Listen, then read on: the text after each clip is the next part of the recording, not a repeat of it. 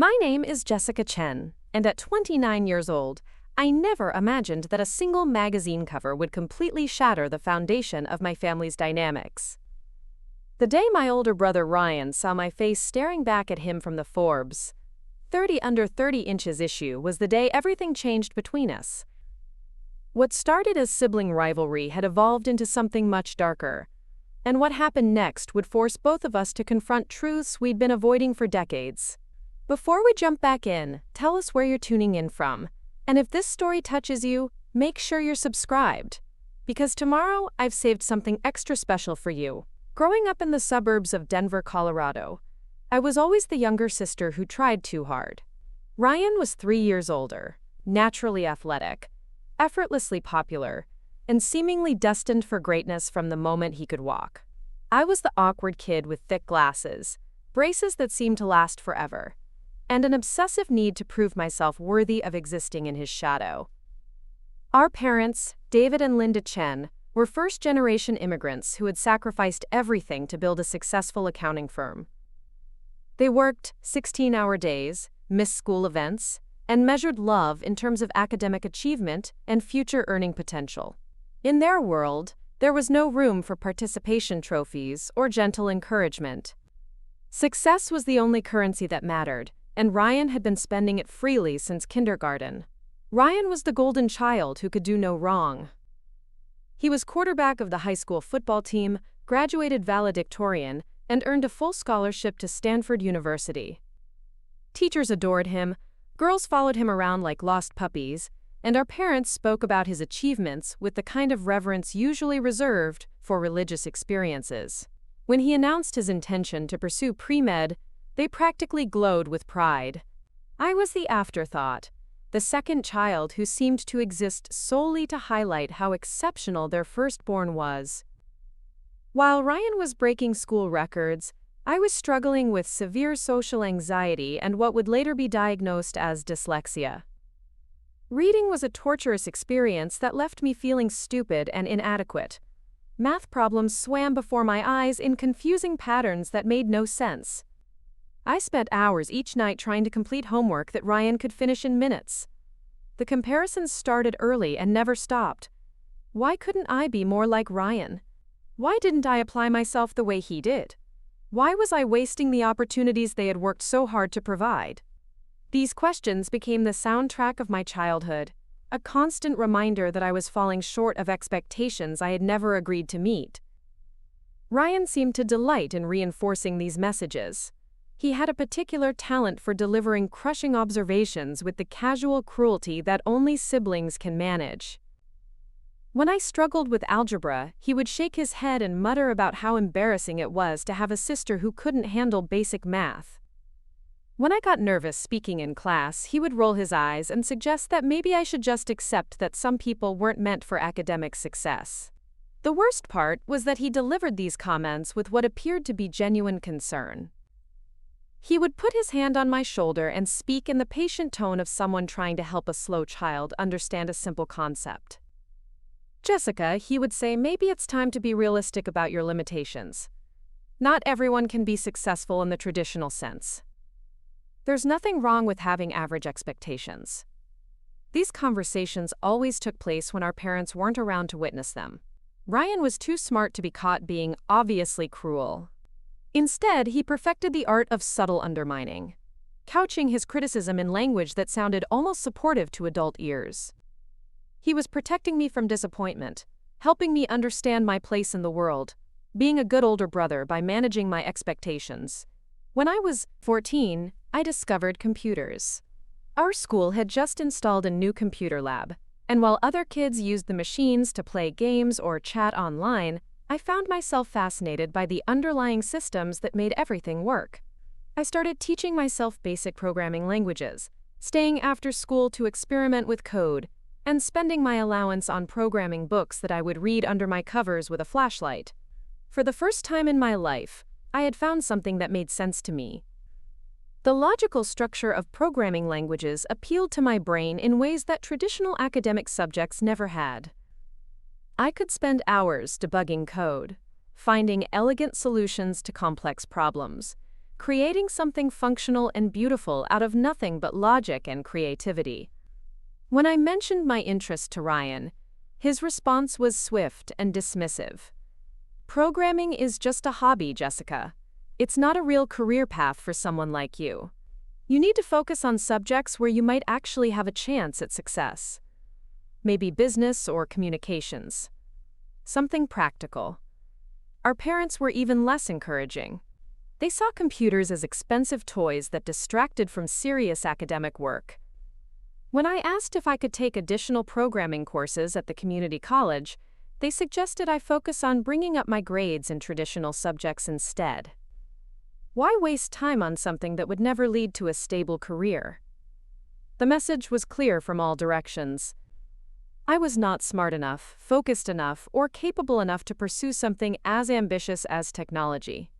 I should lower my expectations, accept my limitations, and find a nice safe path that wouldn't lead to inevitable disappointment. But I couldn't stop thinking about programming. During family dinners where Ryan would dominate the conversation with stories about his latest academic achievements, I would mentally work through coding problems.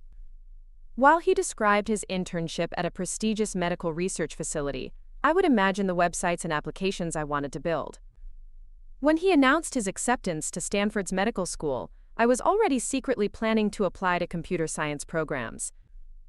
The night before I left for the University of Colorado Boulder, Ryan pulled me aside for what he claimed was a heart-to-heart conversation. We were sitting on the back porch of our childhood home, watching the sun set over the Rocky Mountains, and he was speaking in that patient, concerned tone that I had grown to hate. "Jessica," he said, "I want you to understand something before you go off to college. I've been watching you struggle for years, and I think it's time for some honest conversation about what you can realistically expect from your life." I had heard this speech before, but something about his timing made it feel particularly cruel. I was finally escaping to a place where I could pursue my interests without constant criticism, and he was determined to plant seeds of doubt that would follow me. "You're not like me," he continued. "You don't have the natural intelligence or the drive that success requires, and that's okay. Not everyone can be exceptional. The important thing is that you don't set yourself up for failure by pursuing goals that are beyond your capabilities." He leaned back in his chair and gestured vaguely at the mountains. "I've watched you struggle with basic academic concepts for years. You barely graduated high school with decent grades. You're going to a state school instead of somewhere prestigious. These are signs that you should be paying attention to." I wanted to argue with him, to point out that my grades had improved dramatically once I started focusing on subjects that interested me, that I had chosen Boulder specifically because of their excellent computer science program, that maybe my struggles in traditional subjects didn't define my entire intellectual capacity. But years of conditioning had taught me that disagreeing with Ryan only led to longer, more detailed explanations of my shortcomings. So I sat there quietly while he delivered what he probably thought was, "Preparing and narrating this story took us a lot of time. So if you are enjoying it, subscribe to our channel. It means a lot to us. Now, back to the story." Valuable life advice. He told me to consider majoring in something practical like business administration or communications. He suggested that I think about career paths that didn't require exceptional talent or ambition. He reminded me that there was nothing shameful about accepting average outcomes from an average person. The conversation lasted nearly an hour, and by the end, I felt like a deflated balloon. All the excitement I had been feeling about college, about finally having the freedom to pursue computer science seriously, had been replaced by a familiar sense of inadequacy and self-doubt. "You'll never amount to anything if you keep chasing these unrealistic dreams," he said as we finally headed back inside. "I'm telling you this because I care about you, Jessica. I don't want to see you waste years of your life only to end up disappointed and bitter."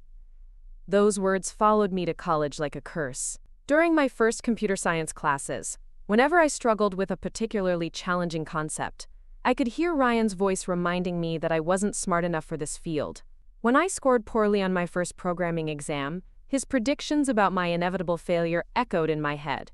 When other students seemed to grasp concepts more quickly than I did, his warnings about overestimating my capabilities felt prophetic. But something interesting happened as I continued with my studies. While I might not have been the fastest learner in my classes, I discovered that I had a particular talent for persistence and creative problem solving. I might spend twice as long as my classmates working through programming assignments, but I often found innovative solutions that impressed my professors. My dyslexia, which had been such a barrier in traditional academic subjects, actually seemed to be an advantage in programming. The same brain that struggled with traditional reading was exceptionally good at recognizing patterns in code, visualizing complex systems, and thinking through problems from unusual angles. By the end of my freshman year, I was consistently earning high grades in my computer science courses while still struggling with required liberal arts classes. My professors began encouraging me to consider advanced coursework and research opportunities. For the first time in my academic career, I was being recognized for talent rather than effort. But every small success was tempered by Ryan's voice in my head, reminding me not to get too confident, not to mistake temporary achievement for genuine capability, not to forget that I was fundamentally limited in what I could accomplish. During winter break of my sophomore year, I made the mistake of sharing some of my academic success with my family. I had just been selected for a competitive internship at a local tech startup, and I was excited to finally have something positive to report during our traditional family dinner interrogations. Ryan's response was swift and deflating. "An internship at some little startup isn't exactly impressive, Jessica. When I was your age, I was already working with department heads at major hospitals. You need to keep these things in perspective." Our parents nodded along, clearly taking their cues from their golden child. They seemed genuinely confused about why I thought a computer internship was worth celebrating. Wouldn't my time be better spent focusing on finding a more traditional career path? What exactly did I plan to do with computer skills? How would this lead to the kind of stable, respectable career they had worked so hard to make possible? The internship turned out to be the turning point I hadn't known I needed. The startup, called Innovate Local, was developing software solutions for small businesses. The team was small, scrappy, and willing to give a college sophomore real responsibility on meaningful projects. For the first time in my life, I was surrounded by people who valued creative problem-solving over traditional credentials. My supervisor, Maria Santos, was a brilliant programmer who had dropped out of MIT to start her own company. She had little patience for academic pedigree or family expectations, caring only about whether someone could write clean code and contribute to the team's goals. Within my first month, she had assigned me to work on a customer relationship management system that would eventually be used by dozens of client companies. The work was challenging in ways that school assignments had never been. I wasn't just solving theoretical problems or completing exercises designed to test specific knowledge. I was building software that real businesses would use to manage their operations, serve their customers, and grow their revenue. The stakes felt meaningful in ways that academic achievement never had. Maria noticed my enthusiasm and began assigning me increasingly complex projects. She introduced me to advanced programming concepts that weren't covered in undergraduate coursework, challenged me to think about user experience and business strategy, and included me in client meetings where I could see how technical solutions directly impacted real-world problems. More importantly, she began talking about my future in terms I had never heard applied to myself. She mentioned graduate school possibilities, discussed emerging technologies that might interest me, and spoke casually about career trajectories that involved leadership positions at major tech companies or founding successful startups. These conversations were revelatory. For the first time in my life, an adult was looking at my work and seeing potential for exceptional achievement rather than adequate performance. Maria didn't just think I could succeed in technology. She thought I could excel, innovate, and potentially change industries. When I tried to share this excitement with Ryan during spring break, his response was predictably dismissive. He had just finished his first year of medical school and was full of stories about the intellectual rigor of his studies, the prestige of his institution, and the impressive career prospects awaiting him upon graduation. When I mentioned that Maria thought I had potential for graduate school or even starting my own company, he laughed openly. "Jessica, you need to be careful about getting carried away by one supervisor's encouragement. People in those kinds of positions say supportive things because it's part of their job. It doesn't mean they actually think you're exceptional." He launched into a detailed analysis of why my internship experience wasn't as meaningful as I thought. Startups fail constantly, he reminded me. The work you're doing might seem important now, but most of these companies never amount to anything significant. You're getting excited about contributing to something that probably won't exist in 5 years. Furthermore, he pointed out, real success in technology required the kind of advanced mathematical and analytical skills that I had never demonstrated. The fact that I was enjoying basic programming tasks didn't mean I had the intellectual capacity for serious innovation or leadership. As always, his criticism was delivered with apparent concern for my well-being. He was trying to protect me from future disappointment by helping me maintain realistic expectations. He didn't want me to invest too much emotional energy in a field where I was likely to plateau at a relatively low level of achievement. But something had changed during my internship. Working with Maria and the Innovate Local team had given me a different perspective on my own capabilities. I had seen concrete evidence that I could contribute meaningfully to complex projects, solve problems that stumped more experienced programmers, and earn respect from colleagues who valued results over pedigree. For the first time in my life, I had enough confidence to push back against Ryan's assessment. I pointed out that my grades in computer science courses were consistently high, that my supervisors had been impressed with my work, that I had already received offers for additional internships at other companies. Ryan's response was to escalate his criticism. The fact that I was getting defensive about his observations proved that I wasn't mature enough to handle honest feedback. My empathy for others who felt underestimated or overlooked.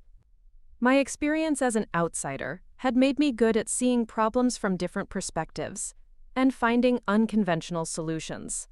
Within 6 months, I was leading my own projects and managing relationships with major clients. Within a year, I had been promoted to senior developer and was earning more money than most of my college classmates would make in their first jobs after graduation. The success was intoxicating, but it was also isolating. I couldn't share my excitement with my family without triggering lectures about the importance of finishing college and pursuing more traditional career paths. My old friends from high school were focused on their own studies and couldn't relate to my experiences in the professional world. I found myself working increasingly long hours, partly because I loved the challenges, but also because the office had become my primary source of social connection and intellectual stimulation. Maria noticed my tendency toward workaholism and began encouraging me to think about long-term goals beyond my current role. "What do you want to be doing in 5 years?" she asked during one of our regular mentoring conversations. "Where do you see yourself making the biggest impact?" The question forced me to articulate ambitions I had barely admitted to myself. I wanted to start my own company, to build products that could help small businesses compete more effectively, to create jobs and opportunities for other people who might not fit traditional molds for success. These goals felt impossibly ambitious for someone like me. Someone who had spent most of her life being told to lower her expectations and accept average outcomes. But they also felt authentic in ways that more traditional career paths never had. Maria connected me with a local entrepreneur who was teaching a course on business development at the University of Colorado. James Morrison had founded 3 successful companies and was known for his ability to identify and nurture unconventional talent. His course was designed for people who wanted to start their own businesses but lacked traditional business education. Taking his class meant returning to school part-time while continuing to work full-time, a schedule that left little room for anything else. But the content was immediately applicable to my work and my longer-term goals. James taught us how to identify market opportunities, develop business models, raise capital, and build teams. More importantly, he helped us understand that entrepreneurship wasn't reserved for people with MBAs from prestigious schools or family connections in the business world. The most successful entrepreneurs were often people who had identified problems in their own lives or communities and had the persistence and creativity to develop solutions. This message resonated deeply with me. I had spent years feeling like an outsider in traditional academic and family environments, but that perspective was actually an asset when it came to identifying underserved markets and developing innovative solutions. For my final project in James's class, I developed a business plan for a company that would provide affordable technology solutions specifically for small businesses owned by immigrants and minorities. These businesses often lacked the resources to hire expensive consultants or implement complex software systems, but they needed technology to compete effectively in modern markets. My plan called for simple, intuitive software that could handle basic business functions like customer management, inventory tracking, and financial reporting, combined with educational resources and support services in multiple languages. James was impressed enough with my presentation to introduce me to several investors who specialized in early-stage companies with social impact components. One of them, Sandra Kim from Emerge Ventures, offered to fund a pilot program that would allow me to test my concept with real businesses. The opportunity was everything I had been working toward, but it also reaction suggested that I was emotionally invested in an unrealistic self-image that would eventually lead to disappointment and failure. He spent the next 30 minutes systematically dismantling every piece of evidence I had offered about my potential success. My high grades were from a state school with relatively low standards. My positive internship reviews came from a small company with limited ability to evaluate talent. My future job offers were probably the result of diversity initiatives, rather than genuine recognition of my abilities. By the end of our conversation, I felt like I was 14 years old again, sitting quietly while my older brother explained why my dreams were too big for someone like me. The confidence I had been building over months of successful work evaporated in the face of his systematic criticism. But this time, something was different. This time, I had external validation that Ryan couldn't completely dismiss or explain away. Maria Santos wasn't just being nice or fulfilling professional obligations when she praised my work. She was running a business that depended on hiring competent people, and she had consistently given me increasing responsibility and challenging assignments. More importantly, I had seen my own code running in production systems, solving real problems for actual businesses. I had experienced the satisfaction of debugging complex issues, the pride of writing elegant solutions, the excitement of building something useful from nothing but logic and creativity. These experiences existed independent of Ryan's opinions about my capabilities. He could criticize and minimize all he wanted, but he couldn't change the fact that I had already succeeded at things he claimed were beyond my reach. That summer, I made a decision that would change everything. Instead of returning home between semesters, I stayed in Boulder and accepted a full-time position at Innovate Local. Maria had offered me a role as a junior developer with the understanding that I could continue my studies part-time and eventually transition back to school when I was ready. The decision terrified me, but it also felt like the first genuinely independent choice I had ever made. I was stepping away from the traditional academic path that my family expected, taking a risk on myself and my abilities, betting that Ryan might be wrong about my potential. My parents were furious. They had sacrificed everything to give their children opportunities for traditional success, and I was throwing away my college education to work at some company they had never heard of. They couldn't understand why I would abandon a safe, predictable path for something as uncertain as a technology career. Ryan was even more critical. My decision proved everything he had been trying to tell me about my poor judgment and unrealistic expectations. I was making the kind of impulsive, short-sighted choice that would haunt me for the rest of my life. In 5 years, when the startup failed and I was left without a degree or meaningful work experience, I would understand what he had been trying to protect me from. But working full-time at Innovate Local was the best education I had ever received. Maria assigned me to increasingly challenging projects and encouraged me to think beyond immediate technical problems to larger questions about business strategy, user experience, and industry trends. She introduced me to her network of entrepreneurs, investors, and senior technologists who shared insights about building successful companies. More importantly, she helped me understand that success in technology wasn't just about raw intelligence or academic credentials. The most successful people in the field were those who could identify real problems, devise creative solutions, communicate effectively with diverse stakeholders, and persist through the inevitable challenges that came with building something new. These were skills I had been developing without realizing it. Years of struggling with dyslexia had taught me persistence and creative problem-solving. Growing up as the family disappointment had given me meant leaving Innovate Local and taking the biggest risk of my professional life. I would be stepping away from a secure, well-paying job to start something that might fail completely. When I called my parents to share the news about the investment opportunity, their reaction was exactly what I had expected. They were terrified that I was making another impulsive decision that would derail any chance of building a stable, respectable career. Why couldn't I finish college first and then think about business ventures? Why was I so determined to take unnecessary risks? Ryan's response was even more harsh. Jessica, you're making the same mistakes you've always made. You're letting temporary success go to your head and convincing yourself that you're capable of things that are beyond your abilities. He pointed out that most startups fail within the first year, that I had no experience running a business, that I was competing against entrepreneurs with advanced degrees and years of experience. My pilot program might seem promising now, but I was setting myself up for devastating failure.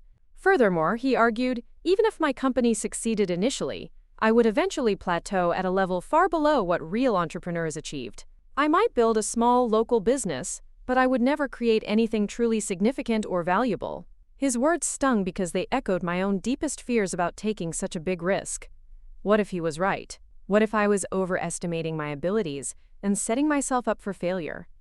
What if my family had been correct all along about my need to maintain realistic expectations? But I also thought about Maria's faith in my abilities, about James's encouragement to pursue my entrepreneurial goals, about the concrete evidence of my success over the past 2 years. These people had no reason to lie to me or inflate my confidence. They were successful professionals who valued results over sentiment. More importantly, I thought about the small business owners I had worked with during my time at Innovate Local. These were hardworking people who were struggling to compete against larger companies with more resources and better technology. They needed the kind of affordable, accessible solutions I wanted to develop, and they deserved to have someone fighting for their success.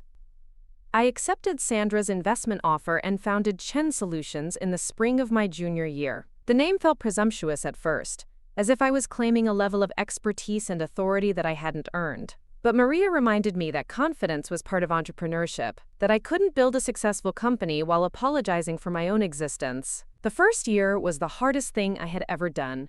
I was working 18-hour days, learning new skills constantly, and dealing with challenges I had never anticipated. Finding and hiring good employees, managing cash flow, negotiating contracts with vendors, handling customer complaints, developing marketing strategies. Every aspect of running a business required knowledge and skills that I had to acquire on the job. There were weeks when I questioned whether Ryan had been right about my overreaching. When major clients canceled contracts, when key employees quit, when technical problems delayed product launches, when investors expressed concerns about our growth trajectory. These setbacks felt like confirmation that I had been foolish to attempt something so ambitious. But there were also breakthrough moments that reminded me why I had started the company. When a small restaurant owner told me that our inventory management system had saved her business from bankruptcy. When an immigrant family thanked me for providing customer support in their native language. When our accounting software helped a minority-owned construction company win a major contract by streamlining their bidding process. These successes were meaningful in ways that traditional career achievements had never been. I wasn't just solving abstract problems or completing assignments designed to test my knowledge. I was creating tools that directly improved people's lives and businesses, generating economic opportunities for communities that were often overlooked by major technology companies. By the end of our second year, Chen Solutions had grown to 15 employees and was serving over 200 small businesses across Colorado and neighboring states. Our software had helped clients increase their revenue by an average of 30% and reduce administrative costs by 25%. The growth attracted attention from larger investors and potential acquisition partners. TechCrunch wrote a profile of our company that described me as an emerging leader in inclusive technology. Colorado Business Journal named me one of their 40 under 40 rising executives. Each piece of recognition felt surreal. I was the same person who had struggled through high school, who had been told repeatedly to lower my expectations, who had been warned against pursuing ambitious goals. But I was also someone who had built a successful company from nothing, who was creating jobs and opportunities, who was solving real problems for underserved communities. The media attention led to speaking opportunities at technology conferences and business schools. Standing on stages in front of hundreds of people, sharing lessons about entrepreneurship and inclusive innovation, felt like inhabiting someone else's life. During one particularly memorable presentation at Stanford Business School, I talked about the importance of recognizing unconventional talent and supporting entrepreneurs who didn't fit traditional molds. In the audience, I spotted several students who reminded me of my younger self, people who looked uncertain, out of place, like they weren't sure they belonged in such a prestigious environment. After my talk, a young woman approached me with tears in her eyes. She explained that she had been considering dropping out of business school because she felt like she wasn't smart enough or connected enough to succeed in entrepreneurship. My presentation had reminded her that there were multiple paths to success, that her outsider perspective might actually be an asset rather than a liability. These conversations reinforced my understanding that my success wasn't just personal achievement. It was proof that people who had been underestimated or overlooked could create meaningful value if they were given opportunities and support. During Chen Solutions' third year, we were approached by several major technology companies interested in acquiring our business. The offers were substantial enough to make me financially independent for life, but they also represented the culmination of everything I had been working toward. Sandra from Emerge Ventures encouraged me to seriously consider the acquisition offers. We had built something valuable and proven that inclusive technology could be both socially meaningful and financially profitable. Selling the company would provide me with resources to pursue even more ambitious projects and would ensure that our current clients continued to receive excellent service. The acquisition process was complex and emotionally challenging. I spent months in negotiations, due diligence processes, and strategic planning sessions with teams of lawyers, accountants, and business analysts. Every aspect of our company was scrutinized, evaluated, and assigned monetary value. Throughout this process, I found myself thinking constantly about Ryan and his predictions about my inevitable failure. He had been so certain that I would never amount to anything, that my ambitions were unrealistic, that I was setting myself up for disappointment. Now I was negotiating with Fortune 500 companies that valued my business at tens of millions of dollars. I was being courted by organizations that had previously seemed impossibly out of reach. I was creating generational wealth for myself while also ensuring that our mission of supporting underserved small businesses would continue with greater resources and reach. The final acquisition deal was completed with Tech Global, a company that specialized in business software for enterprise clients, but wanted to expand into the small business market. They offered $42 million for Chen Solutions, along with a commitment to maintain our focus on inclusive technology and a leadership role for me in their small business division. Signing the acquisition agreement felt like stepping into an alternate reality. I was suddenly worth more money than I had ever imagined possible. With a senior executive position at a major technology company and recognition as one of the most successful young entrepreneurs in Colorado, the news coverage was extensive. Forbes featured me on the cover of their 30 Under 30 Inches issue with a headline that read, "The Dropout Who Built a $42 million Company." The article detailed my journey from struggling student to successful entrepreneur, emphasizing the unconventional path I had taken and the social impact of my work. When the magazine hit newsstands, I bought a copy and stared at my own face, looking back from the cover. The headline felt like vindication for every moment of self-doubt, every criticism from family members, every time I had been told to lower my expectations. But it also felt like a beginning rather than an ending. The acquisition had given me resources and platform to pursue even more ambitious goals. I was already developing plans for a new venture that would provide technology education and entrepreneurship support for underrepresented communities. I decided it was time to share my news with my family, particularly with Ryan. Part of me wanted to gloat, to force him to acknowledge how wrong he had been about my potential. But mostly I wanted him to understand that his assessment of my capabilities had been fundamentally flawed. I called him on a Tuesday evening, timing the conversation for after he had finished his hospital rounds. He was in his final year of residency, preparing to begin a fellowship in cardiology at a prestigious medical center. His career was proceeding exactly as planned, following the traditional path of excellence that our parents had always celebrated. "Ryan," I said when he answered the phone, "I wanted to share some news with you." His tone was immediately wary, as if he was preparing for another conversation about my unrealistic career choices. "What's going on, Jessica?" I took a deep breath and tried to keep my voice steady. "I sold my company last month. The acquisition was covered in Forbes magazine. I'm on the cover of their 30 under 30 inches issue." The silence on the other end of the line stretched for nearly 30 seconds. When Ryan finally spoke, his voice sounded strained and uncertain. "What do you mean you sold your company? What company?"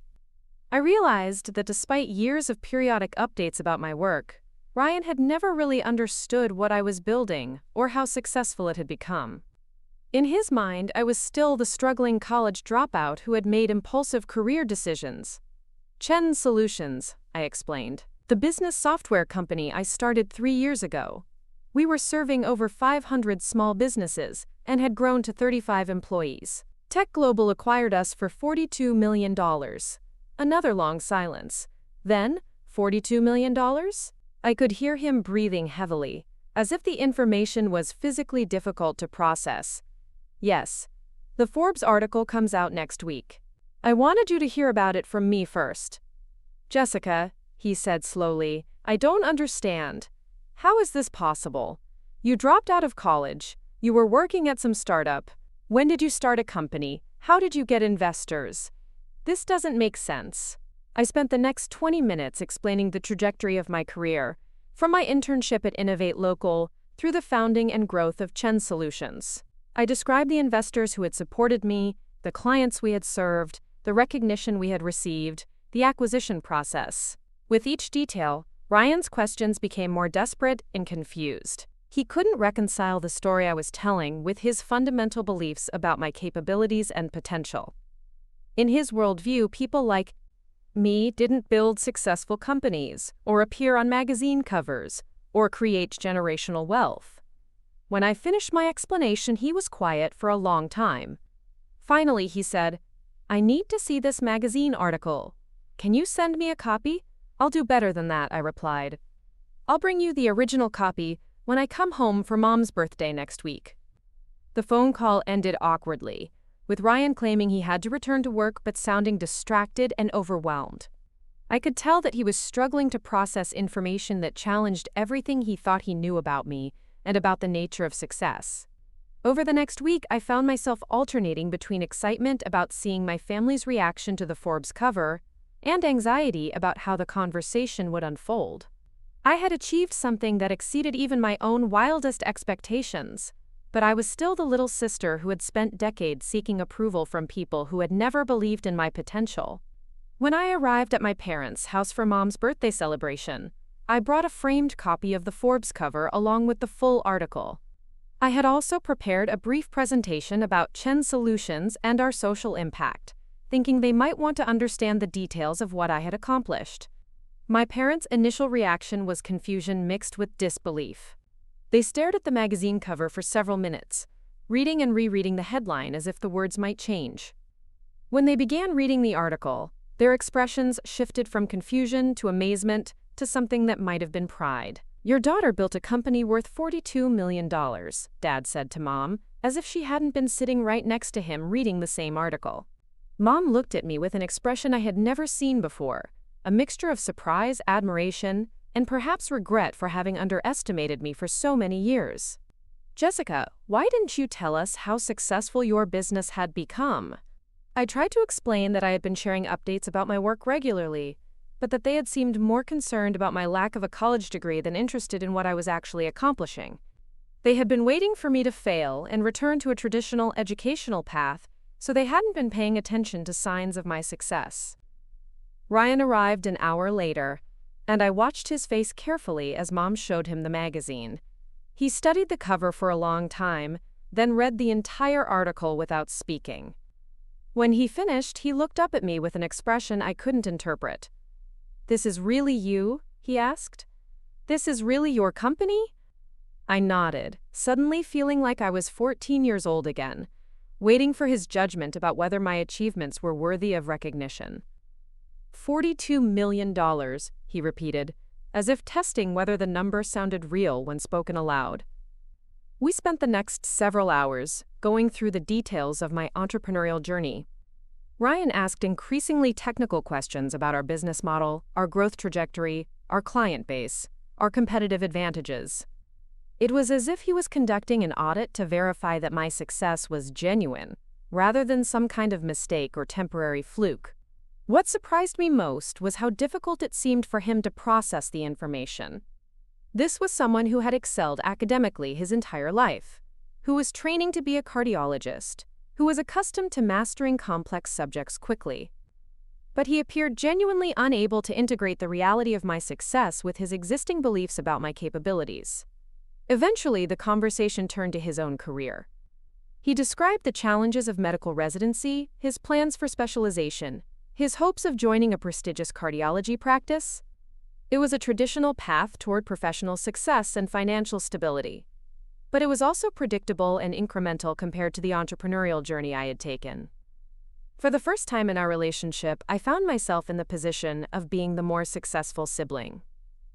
It was a reversal that neither of us knew how to navigate. That evening, after the birthday celebration had wound down and our parents had gone to bed, Ryan asked if he could speak with me privately. We walked out to the same back porch where he had delivered his crushing assessment of my potential years earlier, but this time, the dynamic between us felt completely different. He sat down heavily in the same chair he had occupied during that devastating conversation before I left for college, but now he looked smaller somehow, less certain of his position in the world. The confidence that had always been his defining characteristic seemed to have abandoned him, replaced by something that looked very much like confusion, and perhaps even vulnerability. "Jessica," he began, then stopped and shook his head as if he was having trouble finding the right words. "I need to ask you something, and I want you to be completely honest with me." I settled into the chair across from him, curious about where this conversation was heading. The roles had shifted so dramatically that I felt like I was the older sibling now, the one with wisdom and experience to share. "Did I hold you back?" he asked quietly. "All those years, when I told you to be realistic, when I said you weren't capable of achieving exceptional things. Did that hurt your chances of success? Did I make it harder for you to believe in yourself?" The question caught me off guard. I had expected him to ask about business strategies or investment decisions, technical questions about how I had built Chen solutions or navigated the acquisition process. I hadn't expected him to engage in this kind of introspective analysis of our relationship dynamics. I thought about his question carefully before responding. "You definitely made me doubt myself," I said finally. "Every time I started to feel confident about my abilities or excited about my goals, your voice would be in my head reminding me that I was probably overestimating my capabilities." He winced as if I had struck him physically. But then I continued, "But you also made me more determined to prove you wrong. Every time you told me I would never amount to anything, it fueled my desire to show you and everyone else that you were mistaken about my potential." We sat in silence for several minutes, both of us processing the implications of this admission. Finally, Ryan spoke again. "I think I was jealous," he said quietly. "I think I was threatened by your passion for technology, because it was something I didn't understand or control." This was perhaps the most honest thing he had ever said to me, and it opened up a conversation that lasted well into the night. Ryan began sharing things about his own experience that I had never known or considered. Despite his apparent confidence and success, he had spent years feeling like he was following a script written by other people, rather than pursuing his own genuine interests. Our parents had identified his academic strengths early and had channeled him toward pre-med without ever asking whether he actually wanted to be a doctor. He had excelled at the requirements because he was naturally gifted at traditional academic work, but he had never experienced the kind of passionate engagement with his studies that I had found with programming. Medical school had been a grinding experience of memorization and competition, and residency was even more brutal. He was surrounded by brilliant people who seemed to genuinely love medicine, while he found himself going through the motions of a career he had never actively chosen. "When you started getting excited about computers and programming," he admitted, "I was confused by your enthusiasm. I couldn't understand how someone could be passionate about their work, because I had never experienced that feeling myself. It was easier to dismiss your interests as unrealistic than to question why I wasn't passionate about my own career." Furthermore, he continued, Watching you struggle with traditional academic subjects and then excel at something unconventional forced me to confront uncomfortable questions about the nature of intelligence and success. If you could be brilliant at programming despite struggling with algebra, what did that say about the academic achievements I had based my identity on? These admissions were revelatory. I had always assumed that Ryan's criticism came from genuine concern about my well-being or objective assessment of my capabilities. I had never considered that his negativity might be rooted in his own insecurities and confusion about his life path. But understanding his motivations didn't completely erase the impact of years of conditioning. Even with concrete evidence of my success, I still found myself questioning whether the Forbes feature was somehow a fluke, whether Tech Global had made a mistake in valuing Chen's solutions so highly, whether I deserved the recognition I was receiving. Dr. Sarah Mitchell, a therapist I had started seeing during the stressful months leading up to the acquisition, helped me understand that overcoming internalized messages about our limitations is often more difficult than achieving external success. You've proven objectively that you're capable of exceptional achievement, she pointed out during one of our sessions.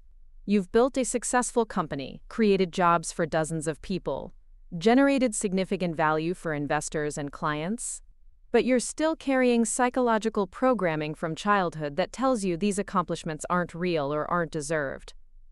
She was right. Despite everything I had achieved, I still felt like an imposter who might be exposed at any moment as someone who didn't belong in the world of successful entrepreneurs and technology leaders.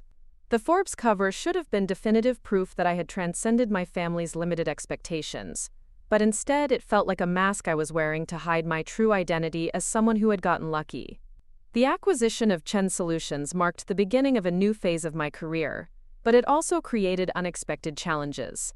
As the director of small business solutions at Tech Global, I was responsible for overseeing a team of 50 developers and managing relationships with thousands of clients across multiple product lines.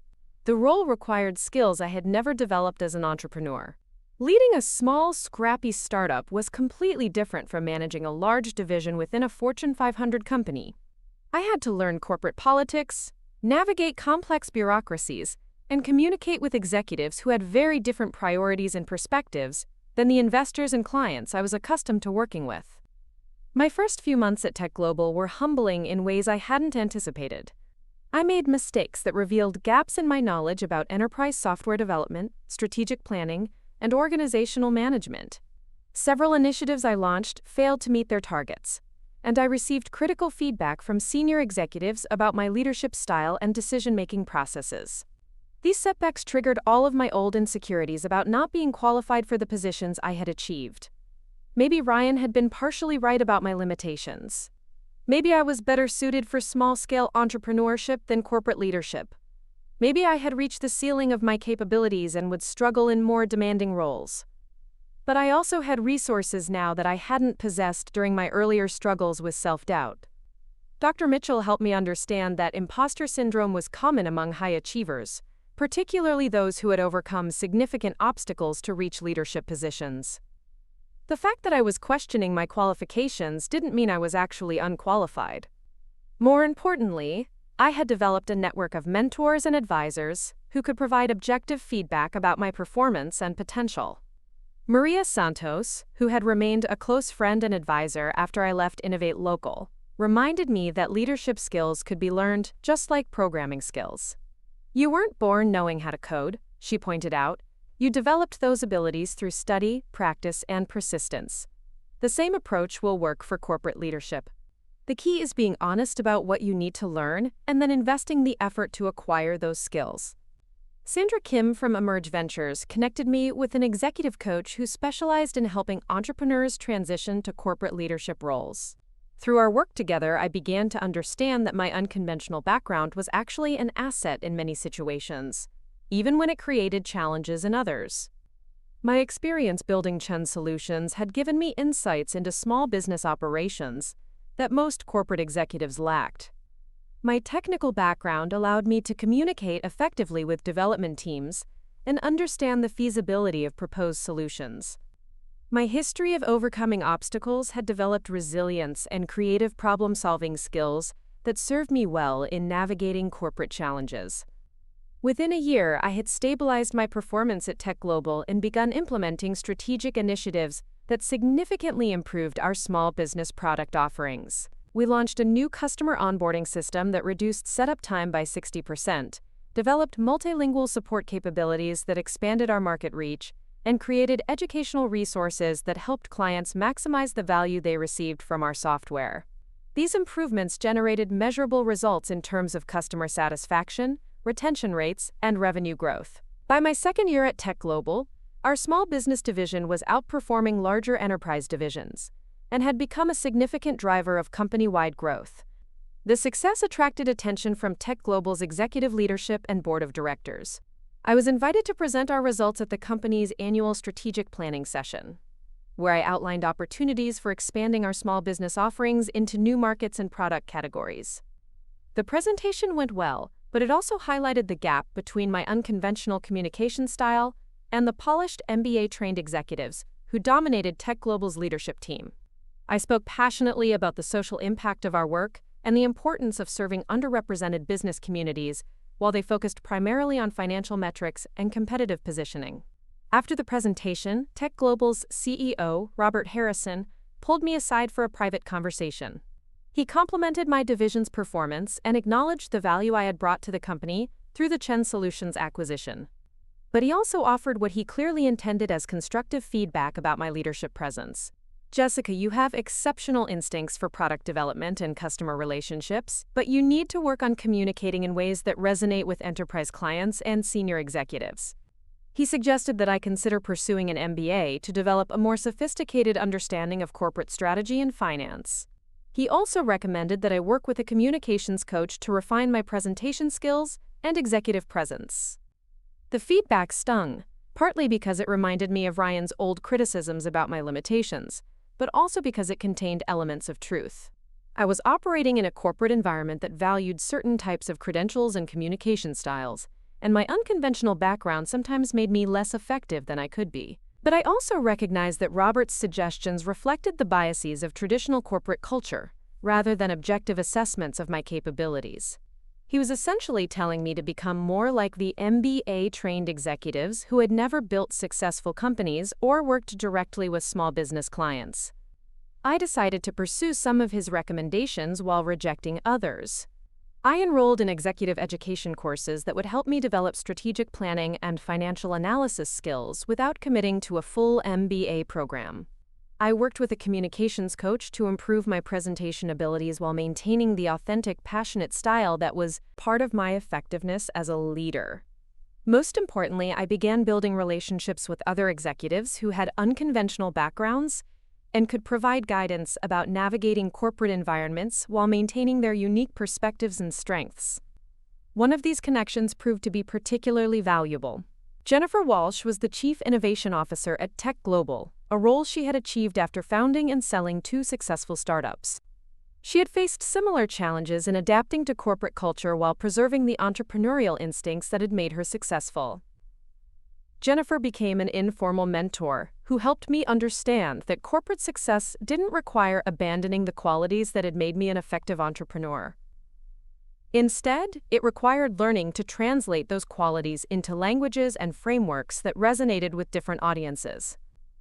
"You don't need to become a traditional corporate executive," she explained during one of our regular coffee meetings. "But you do need to learn how to communicate your ideas in ways that connect with people who have different backgrounds and priorities than your typical small business clients." She introduced me to other senior executives who had built successful corporate careers while maintaining unconventional approaches to leadership and strategy.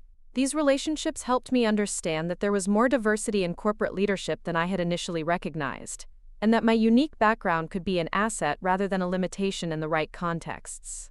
Meanwhile, my relationship with Ryan continued to evolve in unexpected ways. The Forbes feature had forced him to reconsider not only his assessment of my capabilities, but also his own career choices and life priorities. During our increasingly regular phone conversations, he began sharing doubts about his medical career that he had never previously acknowledged. He was completing his cardiology fellowship and had received offers from several prestigious practices, but he was questioning whether he actually wanted to spend the rest of his life treating heart disease. I think I became a doctor because it was the path that made our parents proud and impressed other people, he admitted during one particularly candid conversation. But I'm not sure I ever asked myself whether it was the path that would make me happy or fulfilled. He had begun exploring other possibilities, including opportunities to combine his medical training with technology development. He was particularly interested in digital health applications that could help patients manage chronic conditions more effectively. The irony wasn't lost on either of us. Ryan, who had spent years dismissing my interest in technology as unrealistic, was now considering how he might incorporate programming and product development into his own career. I encouraged his exploration while being careful not to offer unsolicited advice. I remembered how his constant criticism had undermined my confidence, and I was determined not to repeat that pattern even though our positions were now reversed. Instead, I shared resources and connections that might be helpful for his exploration. I introduced him to entrepreneurs who were working in digital health, invited him to technology conferences where he could learn about emerging trends, and suggested online courses that could help him develop basic programming skills. His gratitude for this support was touching and somewhat unexpected. For years, he had positioned himself as the older brother who had wisdom to share with his less capable younger sister. Now he was asking for my help in navigating career questions and professional development opportunities. The transformation in our relationship was remarkable, but it was also complicated. Part of me enjoyed the role reversal and the validation that came with being the successful sibling whose advice was sought and valued. But I also felt sad about the years we had lost to competitive dynamics and mutual misunderstanding.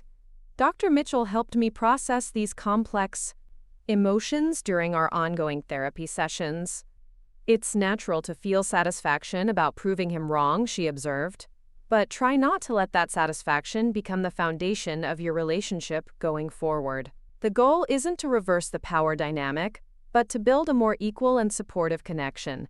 She was right. The healthiest outcome wasn't for me to become the dismissive older sibling while Ryan became the insecure younger one. Instead, we needed to learn how to support each other's growth and success without the competitive dynamics that had characterized our relationship for so many years. This process was complicated by our parents' evolving attitudes toward both of our careers. The Forbes feature had forced them to acknowledge my success in ways they couldn't ignore or minimize, but it had also created new pressures and expectations. They were now proud of my achievements and eager to share news of my success with their friends and extended family. But they also seemed to expect me to continue achieving at increasingly impressive levels, as if the Forbes cover was just the beginning of a trajectory that should include even greater recognition and financial success. Meanwhile, they were struggling to understand Ryan's growing uncertainty about his medical career. They had invested decades of pride and identity in having a son who was becoming a successful doctor,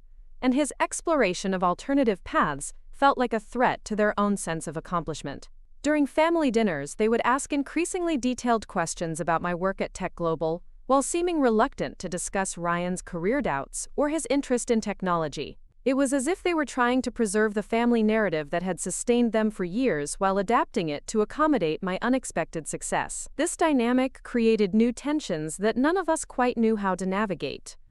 I was receiving the parental approval I had always craved, but it was coming at the expense of my brother's relationship with our parents. He was experiencing the kind of questioning and pressure I had faced for years, while I was being celebrated as the child who had exceeded expectations. This situation came to a head during Thanksgiving dinner, during my third year at Tech Global. Our parents had invited several family friends to celebrate with us, and they spent much of the meal sharing details about my career success and showing people the framed Forbes cover that now had a prominent place in their living room. Meanwhile, when conversation turned to Ryan's work, he mentioned that he was considering leaving his cardiology practice to pursue opportunities in digital health. Our parents' reaction was swift and negative. "Ryan," Dad said with barely concealed frustration, "you've spent 8 years training to become a cardiologist. You have offers from the best practices in Denver. Why would you throw that away to chase some uncertain technology venture?" Mom nodded in agreement. "We've sacrificed so much to support your medical education. How can you consider abandoning everything we've worked toward together?" The parallels to conversations I had experienced years earlier were impossible to ignore. Ryan was now facing the same kind of pressure to pursue traditional success and avoid risky alternatives that I had dealt with when I left college to work in technology. But there was also a crucial difference. Ryan had already achieved the kind of conventional success that our parents valued, while I had been struggling academically when I made my unconventional choices. His decision to explore alternatives came from a position of strength rather than desperation. I found myself in the unexpected position of defending my brother's right to pursue his own path. Ryan has already proven himself as a doctor, I pointed out. He's completed one of the most demanding training programs in medicine. If he wants to explore how he can combine his medical expertise with technology development, shouldn't we support his desire to find work that's more fulfilling? Our parents looked at me with surprise, as if they couldn't understand why I would encourage Ryan to make the same kind of risky decisions that had initially disappointed them. But I understood something they didn't: the difference between pursuing alternatives because you're failing at traditional paths and pursuing them because you've outgrown the limitations of conventional success. Ryan's exploration of technology wasn't a sign of weakness or poor judgment. It was evidence of the same entrepreneurial instincts that had driven my own success, applied to his unique combination of medical expertise and growing technical knowledge. Over the following months, I began actively supporting his transition by sharing connections and opportunities that might be relevant to his interests. I introduced him to investors who specialized in healthcare technology, connected him with entrepreneurs who were building digital health companies, and invited him to industry events where he could learn about emerging trends. His progress was rapid and impressive. Within 6 months, he had developed a prototype for a mobile application that helped cardiac patients track their symptoms and communicate more effectively with their healthcare providers. The app incorporated evidence-based protocols from his medical training with user experience principles he had learned through online courses and self-directed study. When he showed me the prototype, I was genuinely impressed by both its technical sophistication and its potential clinical value. This wasn't the work of someone who was abandoning a successful career on a whim. It was the product of someone who had identified a meaningful problem and was applying both his medical expertise and newly acquired technical skills to develop an innovative solution.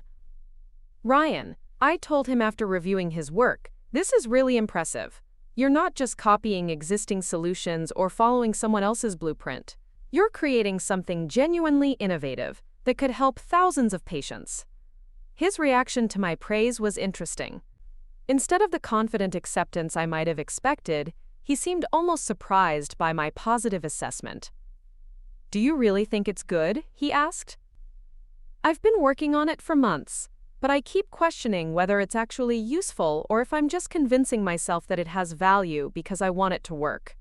I recognized the self-doubt in his voice because it was so familiar from my own experience. Despite his years of academic and professional success, he was struggling with the same imposter syndrome that had plagued me throughout my entrepreneurial journey.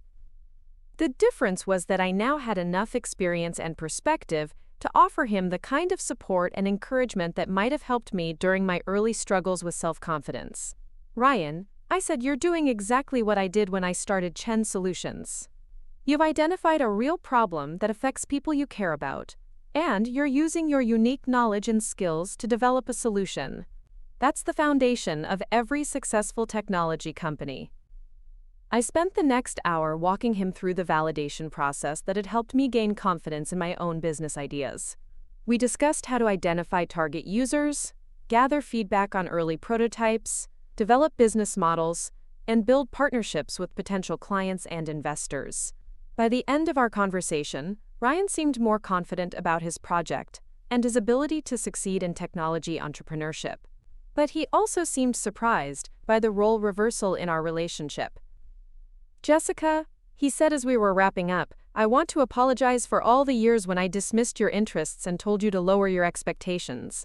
I had no idea what I was talking about, and I probably made your journey much harder than it needed to be." The apology was something I had been waiting to hear for years, but hearing it now felt more complicated than I had expected. I was grateful for his acknowledgement of how his criticism had affected me, but I was also aware that our competitive, dynamic had shaped both of our paths in ways that were difficult to evaluate simply as positive or negative. "You made me more determined to prove you wrong," I told him. "If you had been supportive from the beginning, I might not have been as motivated to succeed. Sometimes obstacles force us to develop strengths we didn't know we had." This observation seemed to surprise him. "You're saying that my negativity might have actually helped you?" I thought about the question carefully before responding.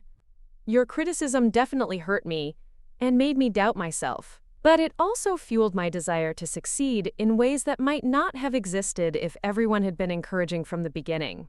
I had to develop resilience and self-reliance because I couldn't depend on external validation." We talked for another hour about the complex ways that family dynamics had shaped both of our career paths. Ryan's early success had given him confidence, but had also trapped him in expectations that didn't align with his genuine interests. My early struggles had been painful, but had forced me to develop independence and creative problem-solving abilities. Neither path had been optimal, but both had led us to places where we could now support each other's growth and success in more healthy ways. 6 months later, Ryan launched CardioConnect, the digital health startup based on his prototype application. He had raised initial funding from healthcare-focused investors, assembled a small team that included both medical professionals and software developers, and signed pilot agreements with several cardiac care practices. The company's progress was covered by several healthcare technology publications, and Ryan was invited to speak at conferences about the intersection of clinical medicine and digital innovation. He had successfully transitioned from traditional medical practice to technology entrepreneurship, following a path that was similar to my own journey but uniquely suited to his background and interests. Our parents' reaction to his entrepreneurial success was fascinating to observe. They were proud of his achievements and impressed by the recognition he was receiving, but they also seemed confused about how to evaluate success that didn't fit traditional professional categories. Ryan wasn't following the conventional path of medical practice that they understood, but he also wasn't failing or struggling in ways that would justify their initial concerns about his career change. Instead, he was creating something innovative and valuable, while applying the expertise he had gained through years of medical training. Their confusion reflected broader societal challenges in understanding and valuing unconventional career paths. Success in entrepreneurship and technology doesn't follow the predictable trajectories that characterize traditional professions, making it difficult for people outside these fields to assess or support. But their growing acceptance of both Ryan's and my non-traditional careers also represented a kind of personal growth and adaptation that I hadn't expected from them.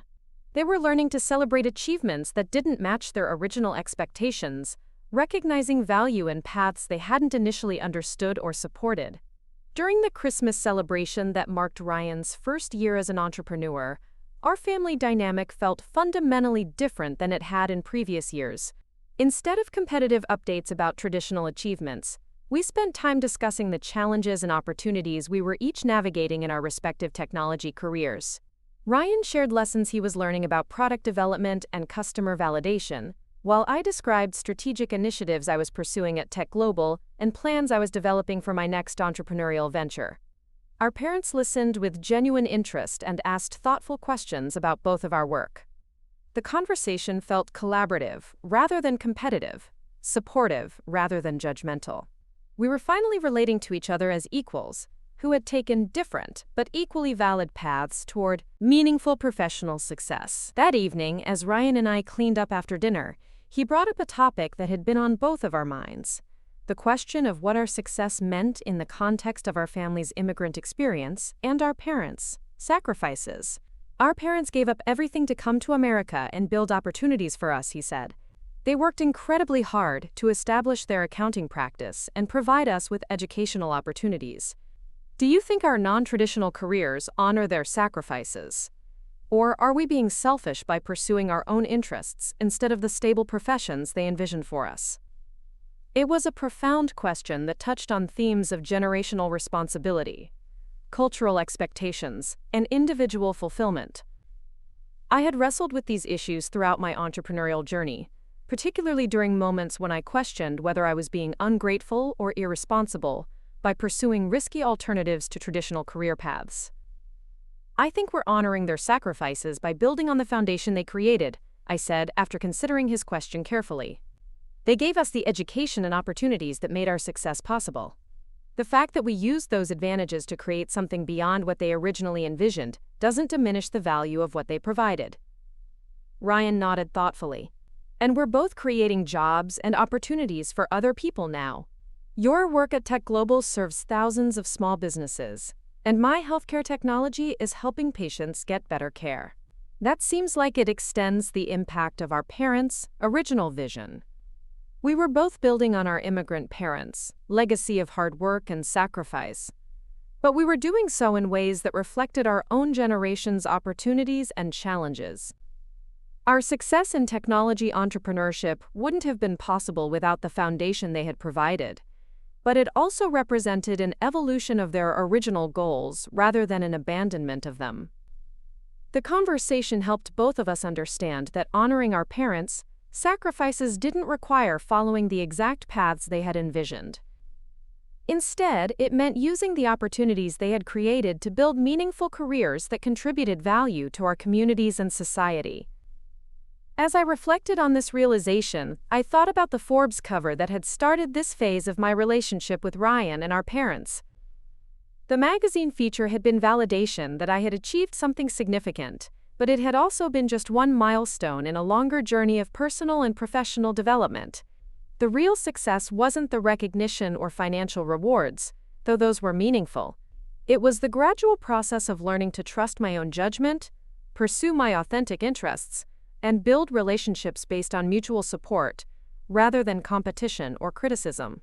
Ryan's transformation from dismissive older brother to supportive colleague and collaborator represented a similar kind of growth. He had moved beyond the limiting beliefs and competitive dynamics that had characterized his earlier approach to our relationship, developing the confidence to pursue his own unconventional path while supporting mine. Our parents' evolution from skeptical critics to proud supporters showed that people could change their perspectives and adapt to realities that differed from their original expectations. Their growing appreciation for our non-traditional successes represented a kind of wisdom and flexibility that I had previously underestimated.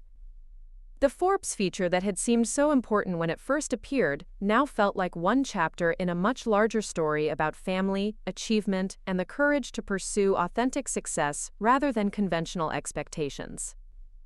The magazine cover had been a powerful symbol, but the real transformation had occurred in the relationships and understanding that grew from that initial recognition. Standing in my childhood kitchen, having this deep conversation with my brother while our parents slept peacefully upstairs, I felt a sense of completion that had nothing to do with external achievements or recognition. We had finally learned to see and support each other as we truly were, rather than as we had assumed we should be. The journey from sibling rivalry to mutual support had been long and sometimes painful, but it had led us all to a place of greater authenticity and connection. Ryan's words about never amounting to anything had been transformed into a catalyst for achievements none of us had originally imagined possible. 5 years after that Forbes cover changed everything, Ryan and I stood together on the stage of the Denver Convention Center, addressing an audience of 500 entrepreneurs at the Colorado Innovation Summit. We were sharing our story as co-founders of Chenstone Ventures, the impact investment fund we had launched to support underrepresented entrepreneurs in healthcare and technology. The irony wasn't lost on either of us that we were now business partners, having combined my expertise in inclusive technology with his knowledge of healthcare innovation. CardioConnect had been successfully acquired by a major medical device company, and Ryan had used the proceeds to join me in creating something bigger than either of us could have built alone. Our fund had already invested in 23 early-stage companies, with a particular focus on entrepreneurs from immigrant families, women in STEM fields, and founders addressing healthcare disparities in underserved communities. We weren't just providing capital, we were offering the kind of mentorship and support that both of us wished we had received during our own entrepreneurial journeys. Standing there, looking out at an audience filled with ambitious dreamers who reminded me of my younger self, I thought about the long path that had brought us to this moment, The journey from sibling rivalry to partnership had required both of us to confront our own limitations, insecurities, and assumptions about success and capability. Ryan stepped to the microphone and began sharing his perspective on our story. 6 years ago, I told my sister she would never amount to anything, he said, his voice carrying clearly through the convention center. I was wrong about her potential, but I was also wrong about the nature of success itself. He described how his own conventional achievements had left him feeling unfulfilled, and how watching my unconventional path had forced him to reconsider what it meant to build a meaningful career. His honesty about his mistakes and growth was powerful, and I could see people in the audience nodding in recognition of their own struggles with family expectations and self-doubt. When it was my turn to speak, I talked about the importance of believing in possibilities that others can't see, and about the responsibility that comes with success to create opportunities for people who face similar barriers and skepticism. The Forbes cover was validation, I said, but the real achievement was learning to trust my own judgment despite years of being told to lower my expectations. Success isn't just about what you accomplish individually. It's about what you enable other people to accomplish through your support and belief in their potential.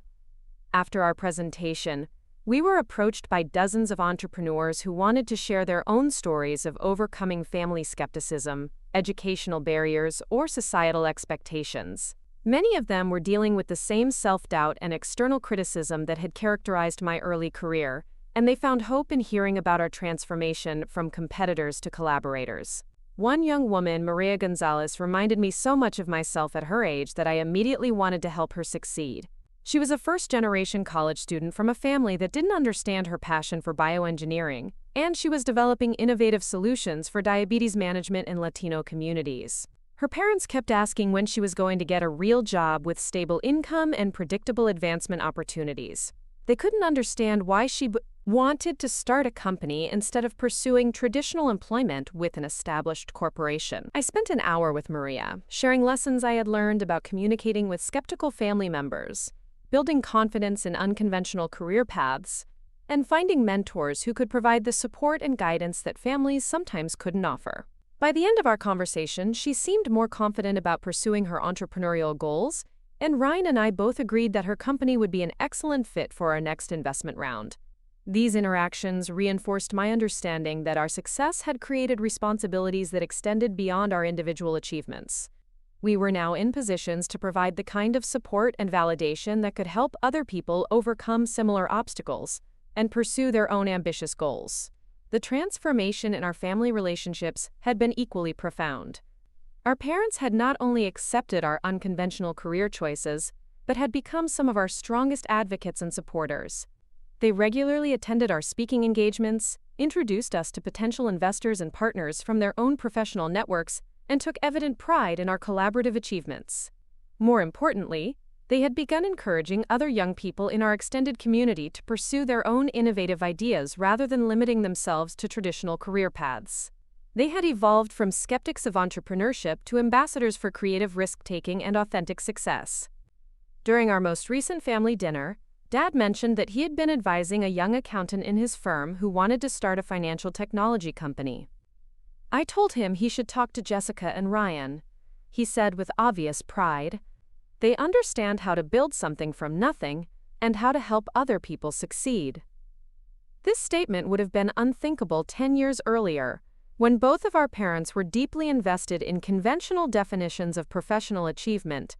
Their growth and adaptation demonstrated that people could change their perspectives and embrace new possibilities, even after decades of holding different beliefs. Ryan and I had also learned to appreciate the ways that our competitive relationship had ultimately contributed to both of our successes. The pressure and criticism hadn't been pleasant, but they had forced us to develop resilience, determination, and independence that served us well in entrepreneurial environments. Our current partnership was stronger because we had both proven ourselves individually before choosing to collaborate. We brought complementary skills and perspectives to our joint ventures, and we had learned to support each other's growth rather than competing for scarce validation or recognition. The fund's success had attracted attention from major institutional investors who wanted to participate in our future investment rounds. We were in discussions with several family offices and impact investing organizations about scaling our operations to support even more entrepreneurs and create broader systemic change in how innovation is funded and supported. But the metrics that mattered most to us weren't just financial returns or portfolio company valuations. We measured our success in terms of the entrepreneurs we had helped launch successful companies, the communities that had benefited from their innovations, and the cultural changes we were helping to create around who gets to participate in technology and healthcare entrepreneurship. As I reflected on the journey from that devastating conversation on our back porch to our current partnership, I felt grateful for every obstacle and setback that had contributed to our growth. Ryan's criticism had been painful, but it had also motivated me to prove that his assessment of my potential was fundamentally wrong. My success had challenged his assumptions about intelligence, capability, and achievement, forcing him to reconsider his own career choices and relationship dynamics. Our parents' initial skepticism had required both of us to develop independence and self-reliance that ultimately served us well in entrepreneurial environments. The Forbes cover that had seemed so important at the time now felt like one milestone among many, in a longer story about family, resilience, and the courage to pursue authentic success rather than conventional expectations. Standing on that stage with Ryan, addressing an audience of entrepreneurs who were facing their own challenges with skepticism and self-doubt, I realized that the most meaningful achievement wasn't any individual recognition or financial success. It was the transformation of our relationship from competitive antagonism to collaborative partnership, and our ability to use our platform to create opportunities for other people who were fighting similar battles. The young woman who had been told she would never amount to anything had not only built successful companies and appeared on magazine covers, but had also helped her brother discover his own entrepreneurial potential and had created a fund that would support hundreds of other underestimated entrepreneurs. Ryan's prediction about my future had been completely wrong, but in being wrong, it had created the conditions for achievements that neither of us could have originally imagined.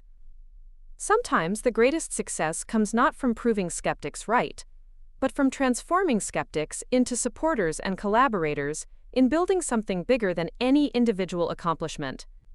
Up next, you've got two more standout stories right on your screen. If this one hit the mark, you won't want to pass these up. Just click and check them out.